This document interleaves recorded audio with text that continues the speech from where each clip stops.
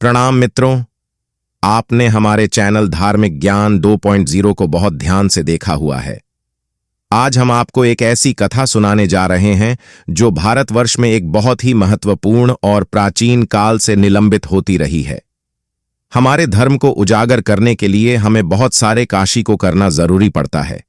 इसी प्रकार हमारे देवी देवता एवं कुलदेव राय एवं सभी प्रकार के देवों की स्थिति करना भी हमारा प्रथम कर्तव्य है। लेकिन सभी स्थितियों में हमने बहुत सारे कार्यों को जाना है। आज हम आपको सावन मास के बारे में पता नहीं जा रहे हैं। क्या होता है सावन महीने का महत्व? क्या भगवान श्री स्वयं प्रसन्न होते हैं इस महीने? क्या भगवान शिव की परम कृपा और दयालु स्थिति हसदेव हमारे पर रहती है? क्या भगवान शिव शंकर रहते ही सदा हमारे साथ रहते हैं, वह हमारी रक्षा करते हैं? तो यह बात सत्य है मित्रों।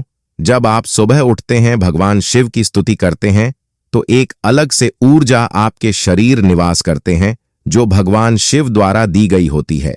यह बहुत ही महत्वपूर्ण बात है। आपको कई बार ऐसा भी लगा होगा कि किसी ने मुझे बुलाया या मैं किसी खतरे में हूं, तो यह ऊर्जा आपको इसका आभास कराती है। इसीलिए शिव की स्तुति करना बहुत जरूरी है। सावन महीने में हर एक जगह, हर एक मंदिर में, हर एक स्थल पर, हर एक बड़े बड़े शहरों में, छोटे गांव में, कई शहरों में भी शेर की पूजा की जाती है। शिव भगवान ने बना दे और अनंत है उनकी, ना तो कोई श्रेणी में आता है और ना ही कोई आएगा। उनके सर्वप्रथम श्रेष्ठ योग के कारण हिंदी शिव योगी भी कहा जाता है। और यही नहीं, शिव भगवान की स्तुति करने से क्या लाभ होते हैं? मित्रों, आज हम आपको बताएंगे कि शिव भगवान शिव की स्तुति करने से जीवन में क्या लाभ होते हैं। भगवान शिव कैसे देखने से मनुष्य जीवन में बहुत ही लाभ होते हैं, क्योंकि भगवान शिव की स्तुति करने पहले में ही सारी योजना छेड़ चुके हैं। आप इसलिए आपको नहीं भूल जाएंगे। इस कथा का प्रारंभ हम करने जा रहे हैं। हमारे किसी कार्यकर्ता की तरफ से कुछ बोल सकते हो, कृपया करके हमें माफ कर दीजिए। मित्रों, इस कहानी की शुरुआत होती है हिमालय में बैठी नंदी से। एक समय की बात है।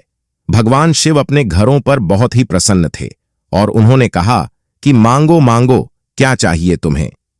आज मैं तुम्हें समझना, संसार देने को तैयार। नंदी महाराज आए। उन्होंने कहा, संसार तो मुझे नहीं चाहिए, लेकिन मुझे एक पहचान नहीं है कि हर एक पत्थर की बहुत अच्छे से सेवा करता है।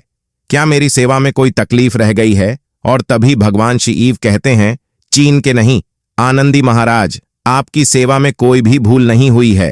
तभी भगवान शिव ने मंदिर से पूछा कि आपने ऐसा क्यों किया? आपने ऐसा सवाल प्रश्न क्यों पूछा? क्या आपके मन में भी कोई भी स्थान पड़ी है? तभी नंदिनी महाराज ने कहा, इतना जवान पड़ी है, लेकिन अब मैं आपको जो बताने जा रहा हूं, गुजर सुनिएगा। मैं कई दिनों से रिश्ते लोग पर देख रहा हूं कि भक्तों की भीड़ आपके ऊपर उमड़ रही है।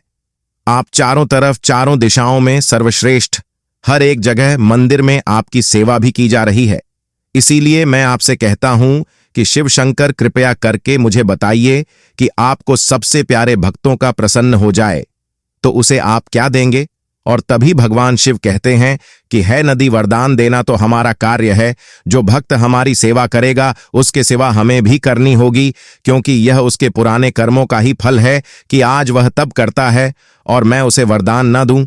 और तभी नंदी महाराज कहते हैं, कृपया करके आप मुझे यह बताइए कि सबसे पहले शिव पूजा किस तरह होती है? तब भगवान शिव कहते हैं, जो सच्चे मन से, सच्चे राजा, ऐसे सच्चे तन तन से जो मेरी सेवा करेगा, जब व्यर्थ में रहेगा, मैं उसकी सेवा पर कोई करूंगा नहीं। मुझे टांकेला जाए नहीं, मुझे किसी प्रकार के कार्यों की अपेक्षाएं नहीं। मेरा जीवन है आवाज। इसी तरह नदी के सवालों के जवाब भोलेनाथ ने के लिए। कभी नदी ने कहा कि ही प्रभु, अपना मुझे बताइए कि अच्छी सी उल्टा स्त्री की चाहत किस तरह की जाए। तभी भगवान शिव ने कहा कि ऐसी स्त्रियों से बहुत ही दूर रहना चाहिए। यह ना तो किसी की सगी होती है और ना ही किसी की बहन, बेटी या बहू हो सकती है। उनको केवल अपने मतलब से ही साथ होता है। तभी भगवान शिव ने कहा कि है पुत्र, तुमने बहुत से प्रश्न पूछे, तुम्हारे मन में ऐसा क्या चल रहा? तभी भगवान शिव से वह कहते हैं कि प्रभु, सावन महीने में बहुत सारी स्त्रियां आपकी पूजा करती हैं। क्या उन सभी स्त्रियों को यह लाभ मिलता है? तभी भगवान शिव कहते हैं कि सभी स्त्रियों को नहीं मिलता। जो स्त्री अपने पति पता धर्म को साथ में रखती है, जो अपने पुत्रों की अपने परिवार के सेवा करती हैं, उसके साथ मेरी दया दृष्टि सदैव ही रहती है। मैं ना तो किसी का अपमान करता हूं, वरना तो किसी को दुख पहुंचता हूं। मैं स्वयं उनके कर्म अनुसार ही उन्हें फल पहुंचता हूं। अगर सावन मास में कोई भी स्त्री, कोई भी पुरुष, कोई भी पूरा व्यक्ति या पशु पक्षी भी मुझे अपने तन मन देर से मेरी पूजा करता है, तो उसकी इच्छा पूर्ति करना मेरा प्रथम कर्तव्य है। नदी, आज तुमने यह प्रश्न पूछकर बहुत ही मानव सेवा का, कल्याण का कार्य किया है। आज युगों युगों से बहुत सारे प्रश्न यह मानव जाति कर रही है, लेकिन आज तुमने यह प्रश्न किया है और आज सभी को यह बताइए। लोग को भी जानने को मिला है किस दैव ही भगवान किसी के साथ भी अन्याय नहीं होने देते। नहीं, वह किसी की गलती को क्षमा करते हैं, अपराध अनुसार ही दंड देते हैं और कर्म अनुसार ही उसका साथ देते हैं। इसीलिए मित्रों, इस कहानी में हमने आपको बताया कि कर्म अनुसार ही कार्य करना चाहिए। जो भी अपने मन को भाई वही करना चाहिए, ना किसी की गलत चीज पर नजर डालनी चाहिए। इसीलिए मित्रों, अपने जीवन के जीवन शैली को बदलने के लिए हमारी राह पर चलिए। कृपया करके हमारे चैनल को सब्सक्राइब कीजिए और लाइक कीजिए।